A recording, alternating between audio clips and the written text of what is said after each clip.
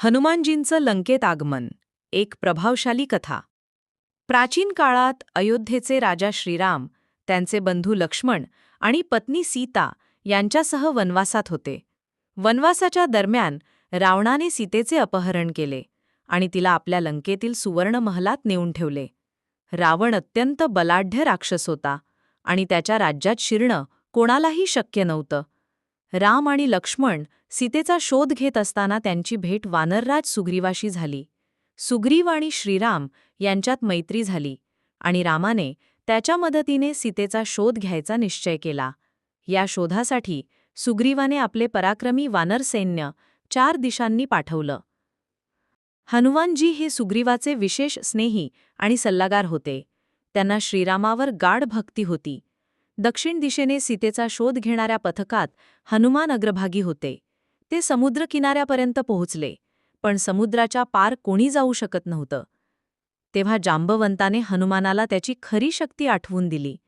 हनुमानजींनी आपलं विशाल रूप घेतलं. त्यांनी हिमालया एवढी उंची घेतली आणि हिमालया एवढा उडी मारून समुद्र पार करण्याचा निर्धार केला.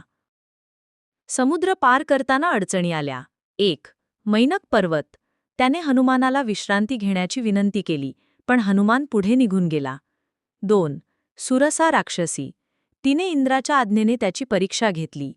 तिने आपलं मुख मोठं केलं, हनुमानने आपलं शरीर त्याहून मोठं केलं. अखेर हनुमान एका लहानशा रूपात तिच्या तोंडात जाऊन बाहेर पडला आणि विजय मिळवला. 3. सिंहिका राक्षसी, जी हनुमानाच्या सावलीला पकडून त्याला गिळायचा प्रयत्न करते. हनुमान तिला ठार मारतो. या सगळ्या अडथळ्यांवर मात करून हनुमान लंकेच्या सागरी किनाऱ्यावर पोहोचतो. लंकेच्या सुवर्णनगरीकडे हनुमान पहिल्यांदाच पाहतो. ती अतिशय सुंदर पण राक्षसी वृत्तीच्या लोकांनी व्यापलेली होती. हनुमान आपलं रूप अत्यंत लहान करून एका साध्या वानरासारखं बनवतो आणि रात्री लंकेत प्रवेश करतो. त्यांना लंकिनी नावाची राक्षसीने अडवलं. ती लंकेची रक्षक होती. हनुमानाने हलकासा वार केला आणि ती बेशुद्ध झाली. मग ती जागी होऊन हनुमानाला नमस्कार करून म्हणाली, ब्रह्मदेवांनी सांगितलं होते की जेव्हा एक वानर मला हरवेल तेव्हा रावणाचा अंत जवळ आला असे समज. लंकिनीने त्याला शुभेच्छा दिल्या. हनुमानाचा अशोक वाटिकेतील शोध. हनुमान संपूर्ण लंकेत हिंडतो, पण सीतेचं कुठेच दर्शन होत नाही. अखेर तो अशोक वाटिकेत पोहोचतो. ती एक सुंदर बाग होती आणि तिथेच सीता एका वृक्षाखाली बसलेली असते, दुःखी, अश्रू भिजलेली. हनुमान एका झाडावर लपून बसतो आणि सीतेचे मनोभाव निरीक्षण करतो. थोड्याच वेळात रावण तिथे येतो आणि सीतेला मनवायचा प्रयत्न करतो. सीता त्याला स्पष्ट शब्दात नकार देते. रावण चिडतो आणि म्हणतो की तिने 2 महिन्यात मान्य केलं नाही तर तो तिला मारेल. रावणाने सीतेला धमकावलं आणि निघून गेला. सीता रडू लागते. हनुमान झाडावरून उतरतो आणि सीतेसमोर येतो, पण आधी ती घाबरते.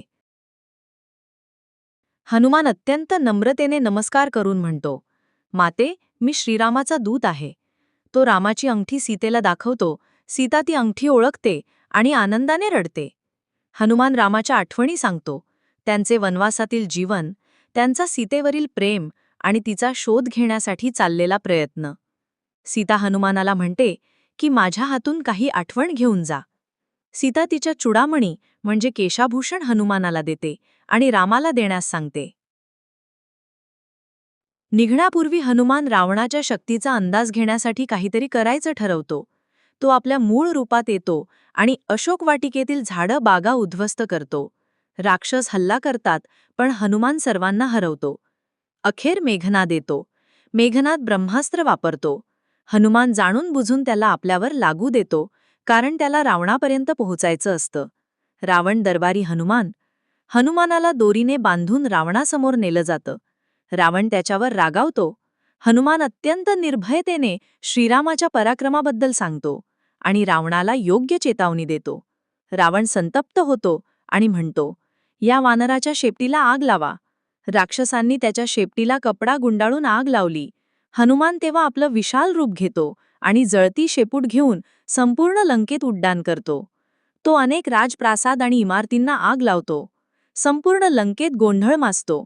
मग हनुमान समुद्राजवळ जातो, शेपूट विझवतो आणि मनात श्रीरामाचे स्मरण करून परतीस निघतो. हनुमान आकाशमार्गाने परत येतो. सुग्रीव, राम आणि लक्ष्मण यांना तो सीतेबद्दलची बातमी सांगतो. सीतेचा चुडामणी रामाला देतो. रामाचे डोळे पाणावतात. हनुमानाच्या या धाडसी कार्यामुळे रामाला दिशा मिळते. मग श्रीराम वानरसैन्यासह सेतू बांधतो, लंका जिंकतो आणि अखेर सीतेची मुक्तता होते. ओम. शेवटी हनुमानाचा लंकेत प्रवेश म्हणजे भक्ती, धैर्य, शौर्य आणि युक्तीचं प्रतीक आहे. त्याने